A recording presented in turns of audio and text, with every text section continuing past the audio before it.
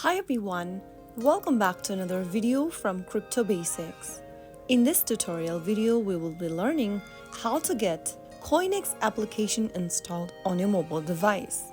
To download the popular CoinEx application on your mobile device, first of all, make sure that your device is connected to a stable internet. Once it is, open your Google Play Store or your App Store.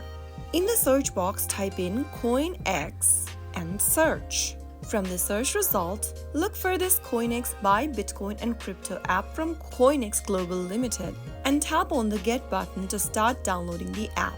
For your Android devices, you can tap on the Install button and the download process should begin. CoinEx is a global cryptocurrency exchange that allows users to trade a variety of digital assets, including Bitcoin, Ethereum, USDT, and many altcoins. The platform offers various trading services including spot trading, future trading, margin trading, staking, and financial services. Soon after the app is installed, tap on Open to launch Open CoinEx on your mobile device. You can then go ahead and sign up for a new account if you don't have one. If you've got an existing account, you can tap on Login and follow through the prompts. So there you have it.